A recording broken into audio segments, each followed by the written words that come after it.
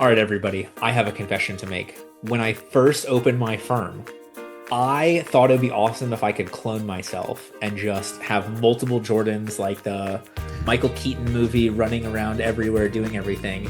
And then at some point I had this like eureka moment where I realized that was terrible because like I'm very good at few things. I am very terrible at most things. And if I clone myself, like we don't have those, shared skill sets.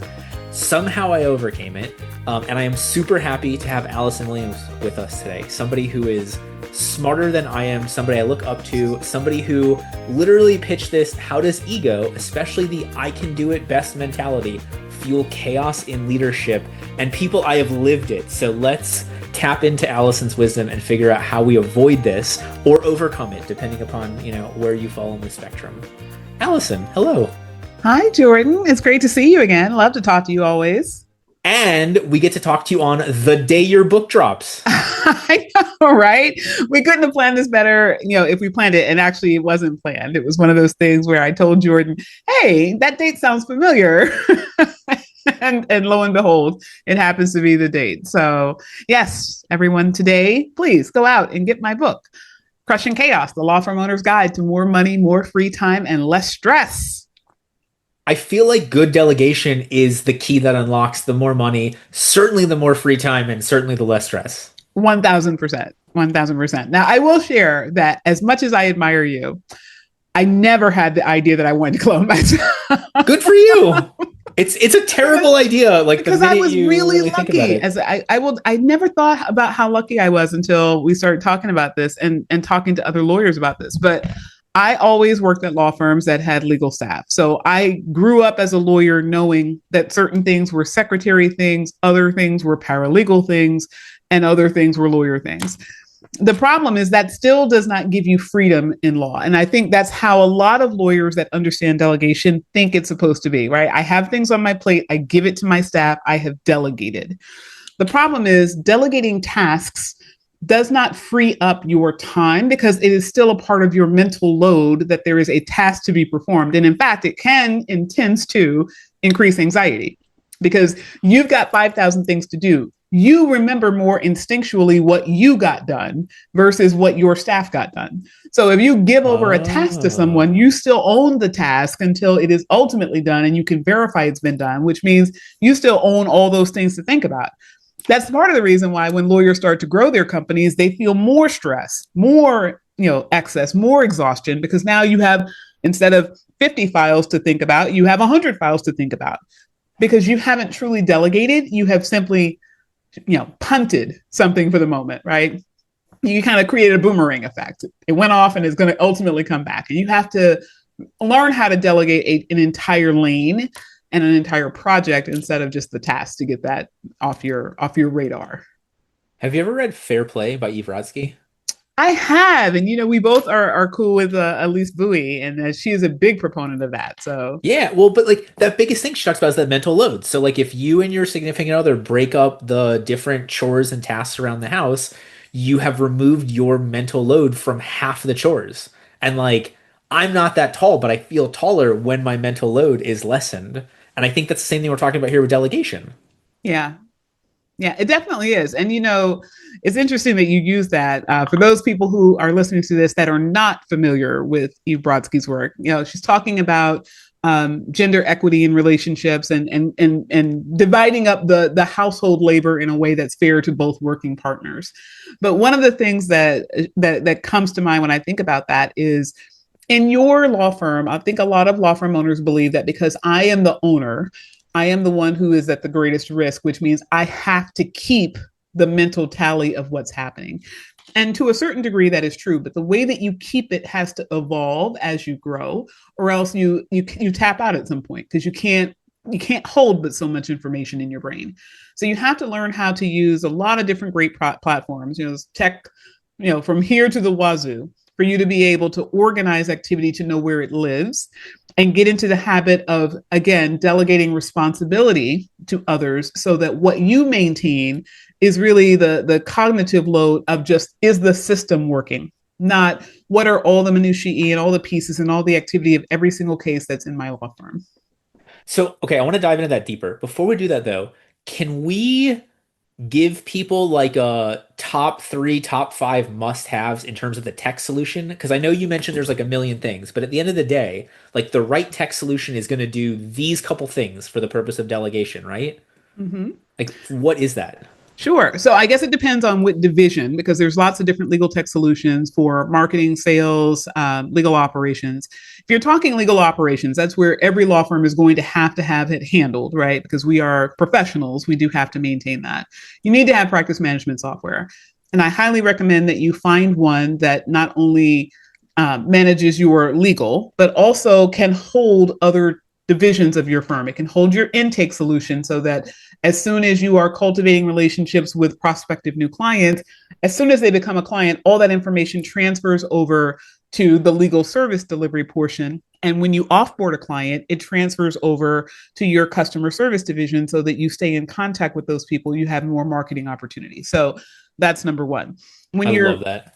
of course, that's just legal delivery. Then you talked a little bit about intake. Practice management needs to handle intake, but a lot of practice management software is not the best at that. So there's any number of tools that you can use for your intake. It can be anything from you can use platforms like Monday.com. You can use platforms that are more sophisticated, like Infusionsoft or Salesforce or HubSpot. But you need to have some way of not just having people in a holding ground, but you need to be able to automate and augment, the two things that go hand in hand, your connectivity with them. So communications need to go out on a regular basis until they are paying clients. Then they get switched over to another form of communication that goes out regularly, again, automated through your practice management software. Then you want to start thinking Wait, about... hold on. Before you go on, I want to highlight. Yeah. Automated and augmented, right? So like if your system can't automatically or with a couple clicks recreate the same task flow, the same repeatability, the same automate some of the emails, like if it doesn't have that stuff, you are way behind the curve versus any semblance of that automation, augmentation, repeatability. So I want to really echo what you said there because I think that is so strong. Love that, love that, love that. And then, we, of course, marketing is such a broad umbrella in legal, right? So you need to have, your tech solutions associated with the professional services piece, right? So the lawyers going out and creating relationships, networking, any trade shows or exhibiting that you do, CLE teaching, etc. That is person-centered. Those types of platforms are usually going to be task management platforms. So you're going to have something that can show you things kind of moving along a pipeline in a Kanban board form. That can be anything from Monday.com to Asana to Trello. You need to see it so that it's in movement, so you know how much load you have per person and per activity and what the ROI is on that. And then, of course, that's just the people-centered part. The kind of hold on second before you piece jump of in. it. So, yeah. And then what I love about the Kanban board style is your bottlenecks. If you have 80 cases and 75 of them are stuck in one of those stages, you have a bottleneck. Like you have the immediate opportunity to focus on that one part where everything is being stuck. So I love that you highlighted that one. Yeah, yeah. And so on the other side of it, a lot of people do digital marketing. In fact, I'd say now the vast majority of law firms recognize that they need to not only live online, but they need to be actively pursuing leads and qualified leads online. So when you're talking about digital marketing, it's really going to depend on the platform that you're working with. And now a lot of digital marketing companies either have their own tech or they're going to integrate tech for you so that you have that. So, obviously, if you're buying media like Google, you'd be looking at your dashboard, your Google Analytics.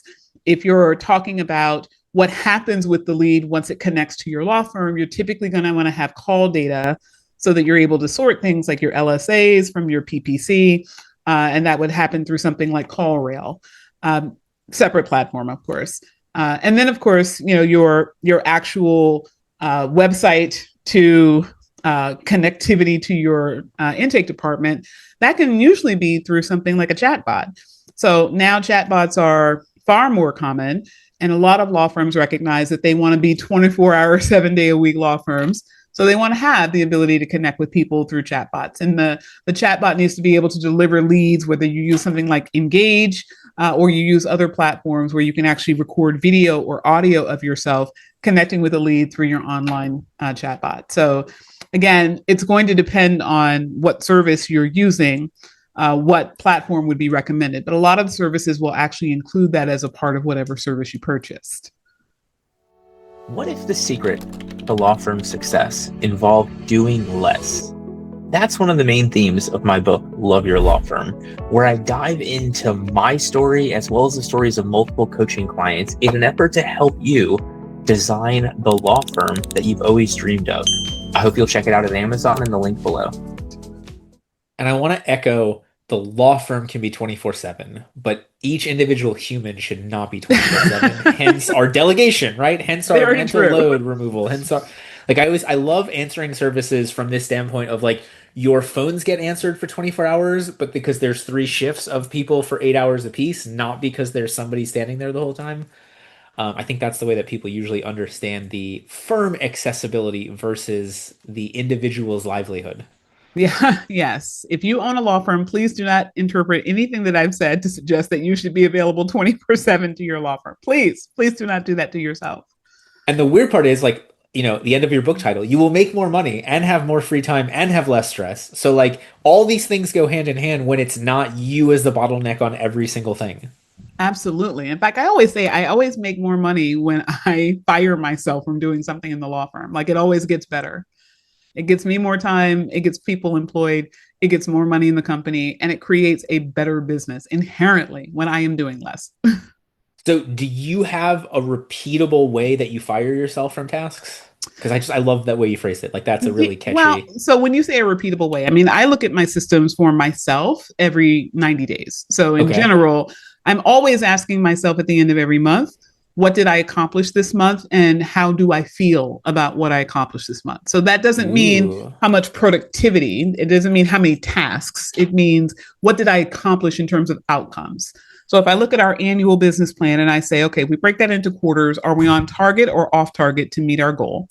And what role did I play in that? So if I don't like the fact that I perform certain activity, even though we're on target or even ahead of schedule to get where we want to at the end of a quarter, that means I need to be fired. Because one of the things that you have to recognize as an owner, especially as your firm grows, is that your lack of satisfaction doing a task, no matter how good you are at a task, that's one thing that we always love to say, I'm great at it. I'm better at it than anybody else. Then you need to hire better people so that you hire someone who's better at it than you are. But ultimately, can you just repeat that one more time for me as well as everybody else? That was fire yourself. The fact that you are the best at something is a problem. If you're thinking about it like, I have to do this because I'm the best, that means you haven't hired the right person yet. You have to think about every job in your company as one that you should be the least qualified person to perform. Because when you get people who are better at you than the activity, you can focus on leading those people. You can focus on making sure that they have all the tools, all the resources, all the structure, all the systems that they need to be successful for you. I'd like to think of myself as the person who is the marionette manager, right? I have all the strings on my hands and all of my dolls are dancing below, right? And I don't mean that in a derogatory way. I love the people in my team and I love my law firm. But ultimately, I'm the person who ensures that they have what they need to be successful.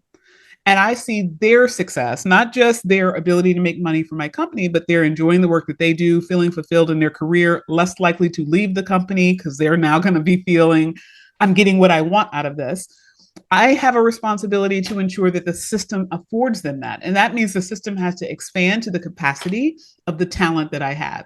And you don't have time and energy or orchestration to be able to do that if you are doing one of the jobs in the company that someone else is better suited to do, or that someone else, if hired correctly into the role, could do better for you. So you should always be thinking about that in terms of your own role. What am I doing? And am I the best person to do this? If you're not the best person to do it, that doesn't mean that you immediately have to do it and begrudgingly do it. It means you have to focus your attention on getting that right person sooner rather than later so that you can get out of it. Talk to me more about the feeling component, right? Because like it's one thing, people get KPIs, you've got this annual plan, you have the monthly plan, but like you're taking this component and really checking your gut. Like walk me through that a little bit more. So, the easiest way that I like to think about it is every person in the business should have a career trajectory in your law firm, and that includes you. Not every law firm owner wants to be the leader and CEO of the company. And if you don't want to be that, that's fine. But whatever your role is going to be, you need to define it very clearly. Once you define your role, you should always be asking yourself, am I fulfilling my role, exceeding my role, or underperforming in my role? And almost invariably, most law firm owners are underperforming in their role because they are overperforming by doing someone else's role. They're the lawyer who's doing paralegal work. They're the lawyer who's doing legal secretary work. They're the lawyer who's ordering supplies. They're the lawyer who is managing the workflow. They're the lawyer who's building out the legal tech. I can do it better. I can do it faster, right? Because I'm a techie person. Well, you might very well be a techie person, but are you as techie as the person who builds tech software for a living? Probably not, right? You might be financially sophisticated, but are you the person who spends all day, every day figuring out what is the best categorization of expenses that need to go into your software, such as a bookkeeper? Probably not. So when you ask yourself, am I fulfilling, underperforming, or overperforming in the role? Then you can get to the feeling state, which is how do I feel about what I am performing? Because sometimes what happens is you don't quite recognize that you're not fulfilled. You recognize that you're annoyed. Sometimes your job is more cumbersome than others, and you're starting to think, I don't really like this, but everybody has ups and downs. Life is going to throw you some curveballs. Nobody's going to be happy all the time. And we get into the state of that because as lawyers, we are very much used to dealing with the trauma and difficulty in other people's lives, because that's what lawyering often is, right? We're encountering people who have problems. So we're used to that. So we kind of absorb a lot. But when you think about it from the perspective of just, am I doing what the role entails? If you are, and you're not happy, that might mean, and likely does mean, that your role needs to shift into something else. Like, how are you defining what is appropriate for you? What types of things do you like to do? Just doing a personal inventory and asking, do I like to be on stage? Do I like to be having lunches? Do I like to be networking one-to-one? Do I like to be, meeting and organizing digital marketing copy? Do I like to be mentoring lawyers? Do I like to be managing legal activity? Do I like to be in the courtroom? Figure out what is the thing that really lights you up, and then recognize you created a business. You have every right to do what you want to do in your business. Well, and I really love that you talked about that from the reactive, like the underwhelmed, but also the proactive, like what do I want? And I think it's so important because I think the reactive is more obvious to us, but I think the proactive is easier for us to work towards. I agree with that, but I will say the proactive is probably the part that a lot of lawyers don't necessarily have time for because they spend so much time in the reactive. That's true. That's true. Very true. So you have to actually make the time for it. And one of the first things that you do, because again, most people are to some degree underperforming, right? They're doing work that is below their station, below their education, below their below their knowledge base. But once you get into the identification of just asking yourself the question, you see you're in underperformance, the first thing you do is get that lower activity off of your plate, because you are now grossly overpaying for a paralegal if you, the lawyer / owner of the company, are doing paralegal work. Once you get everyone to the highest and best use of their talent so that you get the most profit available in the company, then you have more economic space to be able to take things a little bit slower and say, breathe for a moment, ask myself, what is it that I want? And where should I be spending my time in order to fulfill the role that I want to be filling in my law firm? Well, so agree with me or push back. In that situation, I always tell people about like wedging the time savings. So, you're working 60 hours, you're doing 3 jobs, you get yourself down to 55 hours. I want you to take 2.5 hours and go have fun. Go get a massage, watch Netflix. Take the other 2.5 hours to now have that time to build the next system, hire the next person, train somebody. Like, that's my view. I don't know if you're. I think that's a great way of approaching it. I think the way that we manage time, there's various different ways of doing it. There's only so many hours in a day. You have to figure out how to slice it. But, I always talk about, starting from the bottom up. That's the easiest, right? Rather than the top down. If you look at what is the lowest level of activity on your plate, and you start removing them just on a spreadsheet, like not actually changing anything yet, but just looking at it and say, well, if I spent 3 less hours entering billable time, or 3 less hours a week, reviewing, basic correspondence that someone else has drafted, and you start figuring out how much time is available to go elsewhere, that helps you with a whole host of things. It helps you with figuring out who's the next hire. It helps you figuring out who is available in your company right now who could be taking on more so that you have space. Because I think a lot of times we think, oh, my staff is overwhelmed, my staff is overworked. We don't ever think about ourselves in that category. Or we think, leaders eat last, so I'll take it on the nose until we can afford to hire someone. But Right. so much of affording to hire someone is just hiring them because you don't recognize that the work is there for them because you're kind of attached to the overwhelm. So you have to get yourself out of that to be able to have the space. But yeah, the stacking of time, the way that you described it, I think is a great strategy. Well, and especially like because especially small law firms, right? You have so much where the owner is doing almost all of the work, if not all of it, and also is like the key lead generator. So there's also this component of like, hey, you can hire a paralegal for $50,000 to allow you to go to lunch 2 more weeks and go to one more networking event to generate $300,000 plus, the paralegal can now bill stuff and get things out faster and get you more review. Like they're just it amazes me how much we create our own bottlenecks because we are afraid of the cost versus the opportunity cost. Well, we're afraid of the cost, but I think a lot of that is that we don't believe on the flip side. Like we believe I'll Mhm. put the money out. That's a definitive because as soon as I hire someone, I have a legal obligation to pay them.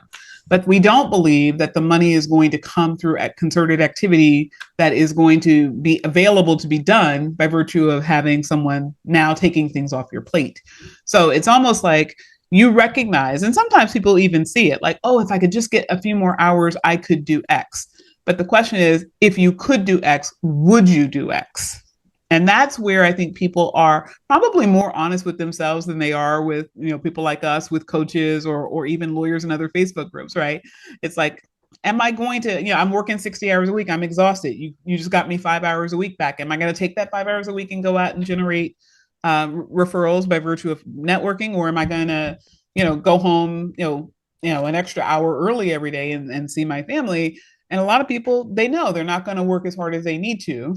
And then they're going to be in economic distress. So you do have to have the discipline to say, these are trade offs, right? I can't just go hire somebody without a plan for them to be able to profitize the role, to make money off of what their labor requires. And that time that I am now saved has to go back into the business until the business is mature enough that I can truly take the time and just call it free time. Is that mindset? One, I think the honesty of I know I'm not going to do this is phenomenal. I think more people are probably delusional that they refuse to admit that to themselves. But like, how do we change somebody's mindset to either be okay having more time or to use that time correctly? Like, how do we get that change in their brain? Yeah, well, the using the time correctly, I don't usually have a problem with. I think Okay. what because most lawyers are, when they come to law firm mentor, they typically are still in hustle mode, so they're still urgently trying to get to some destination, to the first seven figures, to the next 10, to the next 5 million, or whatever the case may be, right? So wherever you are in trajectory, most of them know that time is going to go from activity one to activity two. They might not know which activity is the highest and best use of their time. And that really becomes a matter of modeling, right? So when you come in and we work with you on creating a business plan, we can actually see where is your money coming from and where are the levers that you need to pull in order to get more of it faster in the least amount of time. So people will think about, oh, this will get me more money. Well, yes, this will get you $10,000. This over here will get you $100,000. Which do you want? And you might say, I only want 10 right now because I don't want to put the time in that's going to require me to get Sure. to 100, because a lot of lawyers think more money equals more time. So you have to first show them how less time can actually equal more money if your time is spent better in different avenues. But the second part, the part that you actually started with, is the harder part, which is feeling free enough to take free time. Right. Any number of lawyers we've worked with, as soon as they have free time, they feel guilty, right? My staff is working 9 to 5 Monday through Friday. They're working 40 hours a week, and I only have to work 20 hours a week. That's not fair. And I always tell people, you have to recognize that we all make choices in life. You chose to go to law school. You chose to start a business. You chose to take on all the risk that if a dollar comes in the business and somebody needs a paycheck, you are the last person that gets to be considered in that because you have a legal obligation to pay people. You are the person that built the system that is affording people to have a career, a life, a lifeline, a place to work that they enjoy, service of the community, valuable work to do, which is lawyering. You did all of those things. You are entitled to be recompensed for that. And that is about fairness. It is not unfair that somebody who came to work to do a specific role, and they might do it amazingly, and you're going to pay them amazingly well for it, but they're not entitled to have the benefit of recompense of more time because that's not what their role entails. They chose their role, just like you chose yours. So you have to get them to recognize there are different benefits that come with different jobs. Just like, at some point your paralegal got to leave at 5 o'clock and you were there until midnight. You didn't choose to be a paralegal. You chose to be an owner of a law firm that was starting up. So you chose to be there until 12 o'clock. That don't begrudge your paralegal leaving at 5 o'clock in that instance, but also don't believe that you're entitled to have that person begrudge you only working 20 hours a week when you built something that affords you that. Jeff Bezos has this quote, I'm going to paraphrase, where nobody is ever going to complain that they ordered something from Amazon and it was too cheap or it got to them too quickly. I'm of the belief that nobody is ever going to complain that their calendar was too well organized or that they spent too little time on email, right? But we all don't do those things. The easiest way to get those things offloaded is to delegate them to somebody, specifically an EA. I have gone through many executive assistants over many years, and from that have created an awesome SOP. This is the actual SOP that we use on a day-to-day so that I can work 3 days a week focused on my zone of genius and not do all of the random stuff. I'm going to give you the entire SOP in this program with questions and help on hiring an EA and finding the right person, as well as implementing the SOP. Click the link below to purchase our EA SOP package. Well, and when you are doing something you genuinely enjoy, you're never only working 20 hours, right? Like I am so specific about working 3 days a week and it's 24 hours. My staff will tell you, like, I will be in the middle of a run and I will shoot an email like, oh my God, I just had this crazy idea. Or, hey, like, did we look at this? Or, like just something came to me because I was off. I did give my brain the chance to relax. I'll be sitting there watching a show with my son. I'll be like, oh my God, we should do like a whole newsletter article on, everything that Bluey teaches you about being a better law firm owner, right? Like, just, it amazes me the opportunity you have to come up with ideas and really crush chaos for your business and life when you have time. Yeah. And people don't often recognize how much value there is in the idea.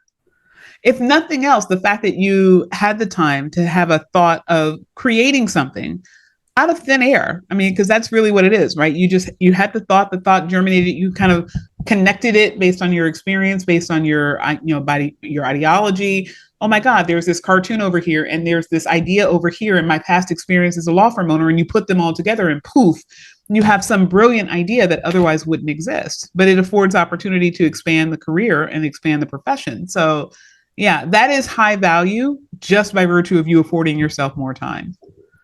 But how do we help more lawyers not have the guilt? Like, I know we can live by example. I know that's a good one. I wish more people that weren't grinders were loud about the fact that they're not grinders. But like, what else can we do? Yeah. Well, guilt, I mean, so there's a whole lot of stuff that comes with guilt, right? Guilt is a learned response. And oftentimes guilt is associated with wrongdoing, right? So you grow up as a child, you learned, if you did something wrong, you should feel bad about that. A parent has educated you, bad behavior or wrong behavior or unfair behavior leads to some consequence where you should feel bad, right? So we now have that connection in our mind. If I do something bad, I should feel bad, guilt. So now the question becomes, well, what is it that you are doing that has led you to a feeling of guilt? Is guilt appropriate in this scenario? If you promised your team something and you didn't deliver on that, perhaps guilt is an appropriate response. If, on the other hand, you promised your team something and you over-delivered on it, guilt is not appropriate because you're doing something over here that's not connected. So you first have to conceptualize guilt. Now, for a lot of people, after that first step, I always tell them, listen, if you think your free time is not something that's a value on itself, then don't go from working 90 hours a week to working 20 hours and think it's just going to magically appear for you as the good thing. Right. Give yourself something to anchor it to. So first, put that free time into something that you can feel good about. Maybe that feeling good is time with your kids. Maybe that, that good time is time with your spouse. Maybe it's charity. Maybe it's actually sitting in your office. In fact, I remember when I got myself down to 5 hours a week in my law firm, I would feel very guilty about it. I was like, I can't just sit on my ass and do nothing. Like, I'd be lazy. Who would do that? Right. And I was very self effacing in that regard because I learned, like a lot of lawyers, that hard work is a virtue. So if you're not working hard, you're not a virtuous person. So I would go to the office and then I would find ways to add value. So initially it would just be like walking the halls and just kind of checking in. How you doing? Like, how are your cases going? And people would then say, oh, well, if you're available, let me pick your brain on X. And then I said, okay, I don't want to be chronically available. So let me make time for that. That's something clearly that they needed. I was able to issue spot a challenge that they had. My team needed to have more high level strategic time with me. Okay, let's put that on the schedule. So now I have given myself a responsibility and I can now feel that that other time that isn't allocated is earned. So it isn't just, I had 10 hours available. Now 3 of it goes to my team. That 7 hours I'm being lazy. Now it's, oh, that 7 hours is the reward for the 3 that I invested someplace. So there's lots of different little life hacks around it. But, those are the places that I would probably start with most lawyers. I want to echo something from a little while ago. The fact that you were like, maybe you should feel guilty in certain circumstances, I thought that was such a smart answer because I think so many people give like the dismissiveness of it. And like you're Mm. very much like, no, let's actually like let's look deep, let's take that one step deeper. Should we really be feeling this? That one step deeper. Should I really be in the office? How do I make that time worth it? Like that's just so good. Thank you. Yeah. Thank you for sharing that. Because I think a lot of us we have kind of the canned answers about kind of how people think about things, and I think we try to find ways to fit it in. But I don't believe that feeling bad is always a bad thing. In fact, some of the best things that I've created in my life came from negative emotions, right? I felt bad about myself when I didn't feel I was successful enough. So what happened? I got off my ass and I became more successful. Well, That was a great thing. I I don't know that anybody's ever written this book, but I really think there is like a fight, flight, freeze, fawn as a business owner book. Because like I think if you are a natural fighter in that moment, it's really good for it can be really good for your business. The worst times can be the best times. But if you're like a freezer, it's tough because like I talk to so many people that when it gets tough, they lock up and then there's no benefit for them of that added stress because they can't shut down. Like that doesn't help the business. Um, but maybe I'm way off in how that actually converts over to business life. No, no, I think there is something there. I think for the freezers of the world, you have to think about what's causing it, because there can be any number of things. People oftentimes will have a PTSD, trauma response to, the feeling of failure. So if I see that some strategy I use, some marketing that I hired, some person that I hired that's not working out, and my company is starting to go down economically, oftentimes you'll get a freeze response, not because of the fear of I can't solve the problem, but because of the meaning that they are associating to having the problem in the first place. Right? I'm a bad person, or I've done something wrong, or I'm being punished by the world because person is leaving my company, or person left with files, or things like that. So you have to really get to the heart of actually talking them through. Well, what is it that's causing you to not take action in this moment? Let's ascribe a different meaning to what you are doing or not doing so that you can see it differently, so that your energy doesn't get locked up in the, oh my God, I did something wrong, my business is failing. It gets locked up in the, oh wow, I didn't think about it this way. Here's another opportunity for me to course correct, or here's a way for me to get excited about the change I can make in the business that can make it better or easier for me. I love that. All right, let's dive into that from the standpoint of delegation and empowerment. First, though, I want to talk about this week's newsletter. If you are listening to this on Tuesday, the day that Allison's book comes out, Crushing Chaos, The Law Firm Owner's Guide to More Money, More Time, Freedom, and Less Stress. Then this Friday, 3 days after you have purchased Allison's new book, Crushing Chaos, you'll get a newsletter from me on day 4, the missing piece that makes habits stick. Hint, it's not motivation. So it's day 4 of our 6-part series into the 6 things required to change anything in life from the standpoint of my weight loss and in a transferable way for any change that you want to make. All right, so let's come back to this.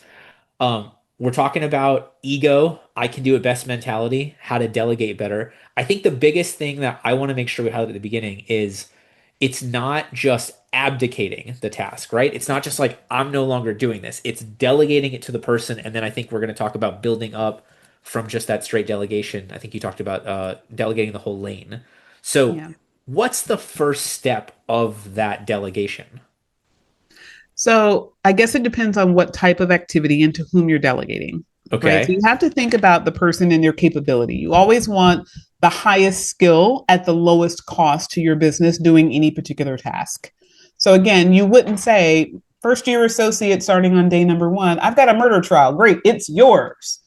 I do know Unless law you're a firms. prosecutor, then they're like, Well, that's true. I do know some law firms where that has definitely happened, but that would not be the way that most people would think ethically and appropriately we should be handling our work, right? sure. So you have to think about what you're going to be delegating.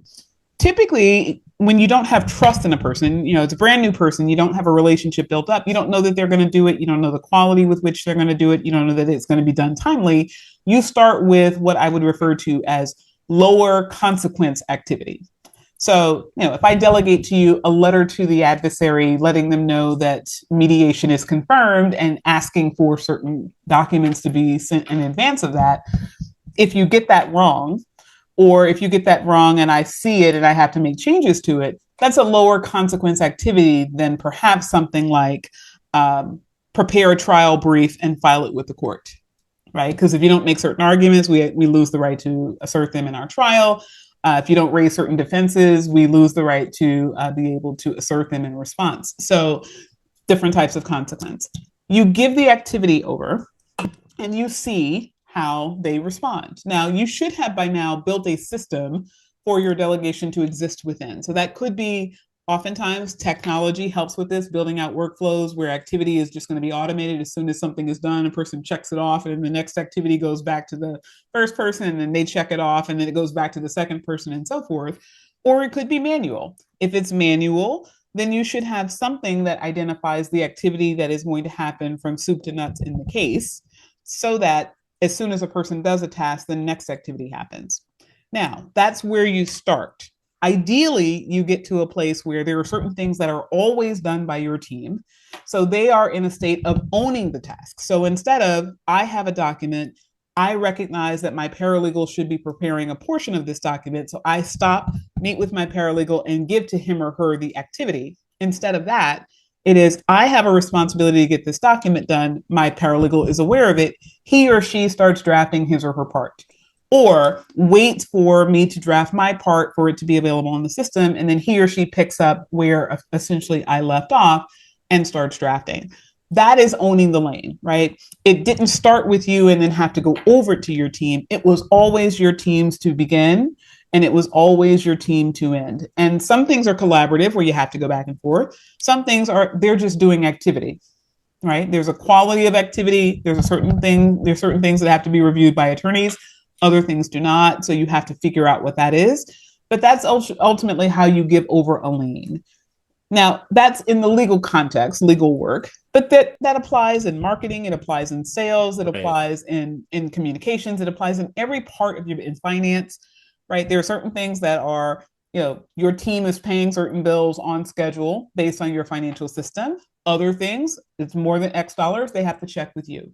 Or it requires a trust check, you have to be involved.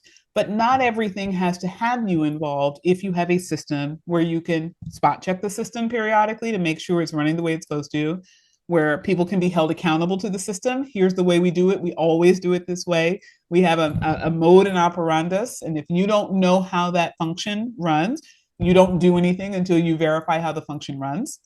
But ultimately, that's how you give a lane to a person instead of just giving a task.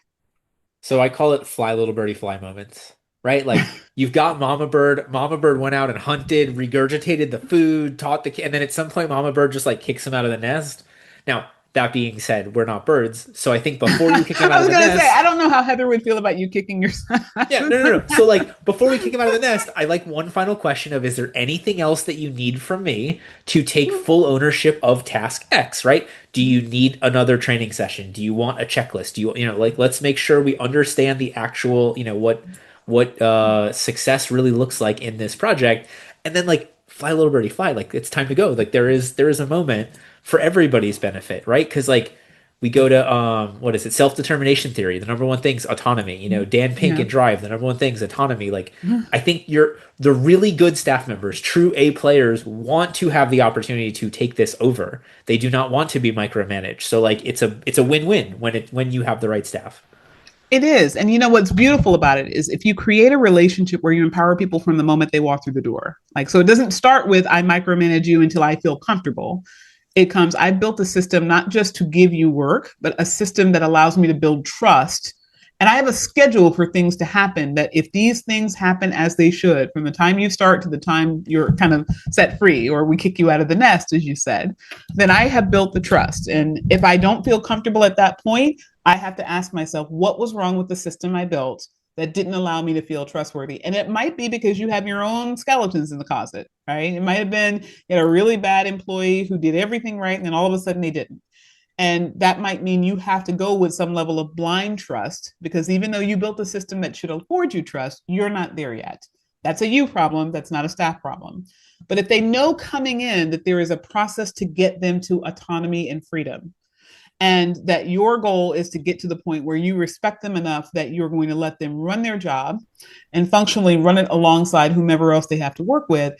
Love people, people love to hear that. They think about it like, oh, okay, so I'm going to be respected here. I'm going to be free here. I'm going to be a professional here. And that gives them the ability to come to you and say, oh, I thought about this. We're doing it this way, but what about X? Oh, I noticed this problem arose, right? That's where you get people problem solving for you because they're invested in being successful in your company. Well, yes, and I think you also, when you do it that way, it's easier for people to be like, hey, listen, Allison, I've tried three things to do this thing. It's not working. The button's not where the thing says it is. Our SOPs are so old it no longer matches the website. Like, I think when you give people that empowerment, it's so much easier for them to come to you like, hey, look, there's a problem I don't know how to solve because you've empowered me to do so much of it, as opposed to like, okay, I filled out the template and now it's back to you. Like, there's no opportunity for there to be a problem there. Yeah. Well, and with the problem solving comes the reward that comes with that, right? So, we are really big in my company on toot toots, right? Toot toots. My managers have a responsibility to find something that everyone did right every single week. So if you manage someone, you have a responsibility to find something that they did right. We have a checklist. Did you find something that this person did right this week? And you must praise that. Whether you praise it privately or publicly is going to depend on the gravamen of what it was. But we are constantly reinforcing, oh my God, someone brought to our attention this problem with organization in our files in this particular part of our practice management software. As a result of this, we're now going to save 15 hours a month, which translates to $75,000 as a result of so-and-so being observant, picking up on a problem, bringing it to our attention, letting us solve it. Thank you so much to so-and-so. Look at what great value you brought to the company. So the Walmart greeter started in one store in I don't think it was Arkansas, but that's somewhere around there that did it.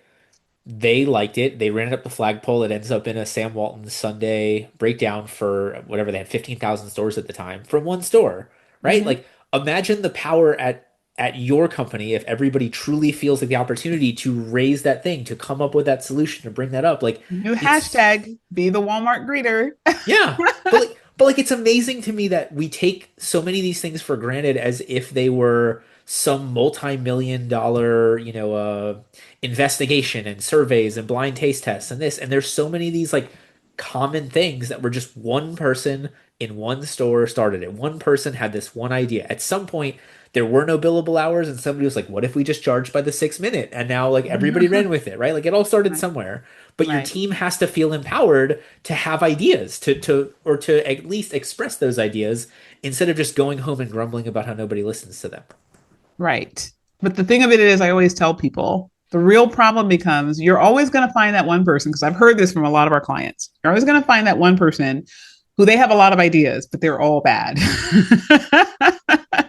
So the way that you handle that is if you have a system within which people bring ideas, then you don't have a problem where somebody like is kind of hunting for coming up with the next best way of doing things, because This is the way we do things. We always do it this way until we agree to change the system. And that person learns, okay, so just the fact that I like something different doesn't mean we're going to be doing it differently.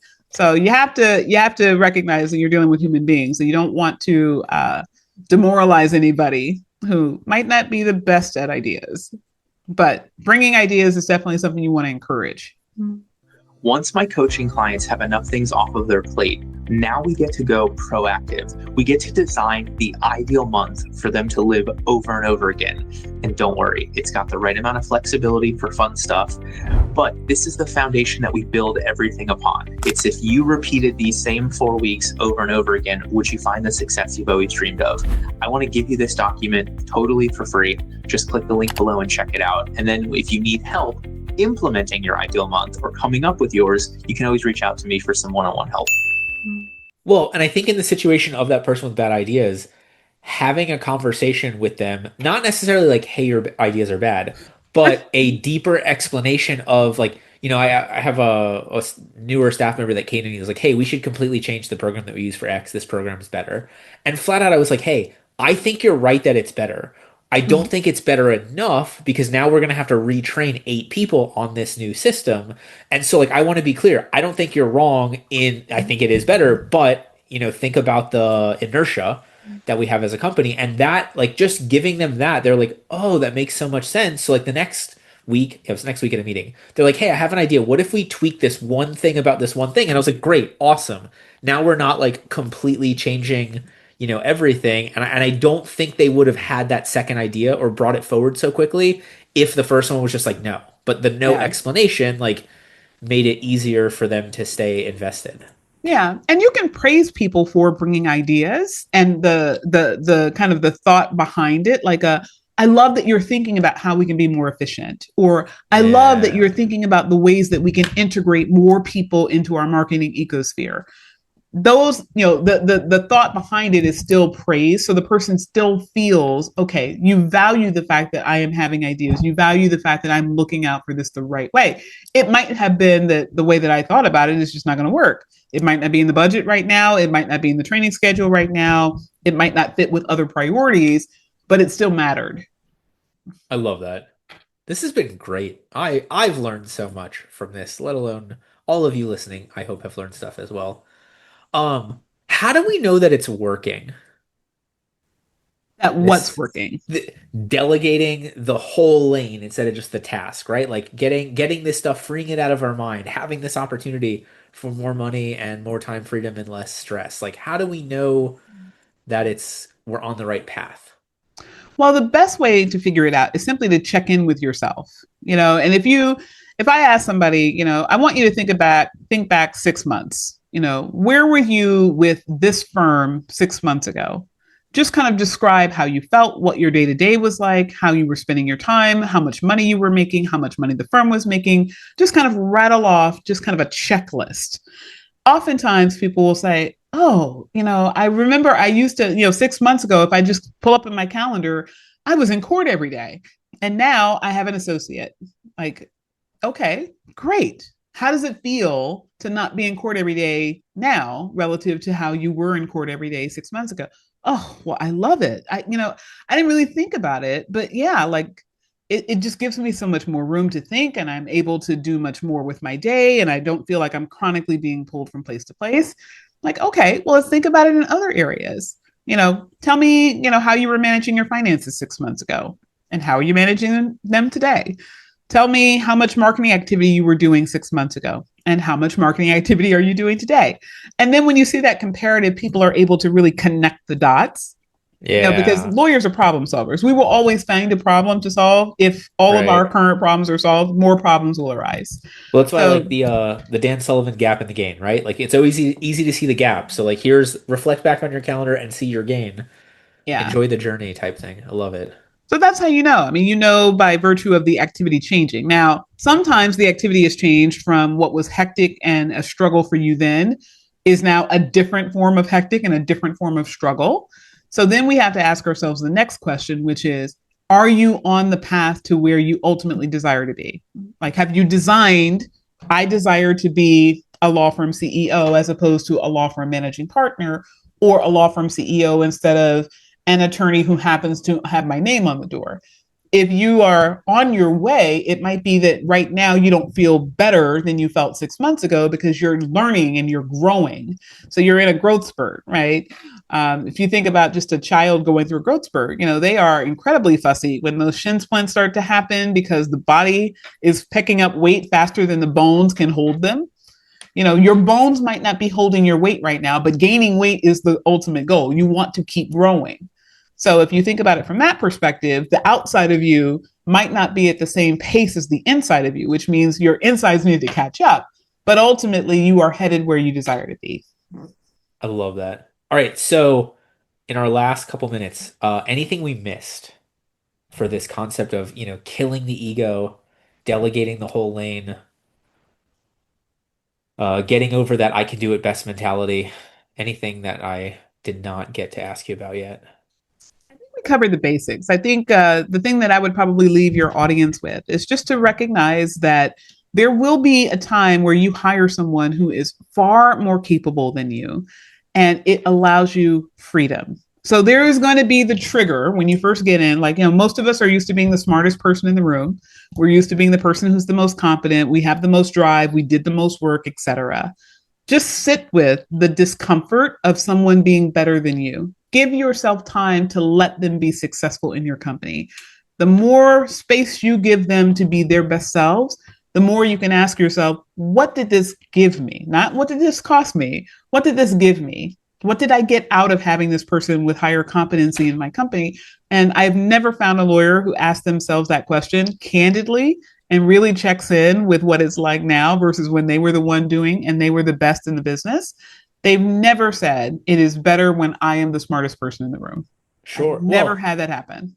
And I always go back to one of my favorite Steve Jobs quotes: A players hire other A players, B players hire C players.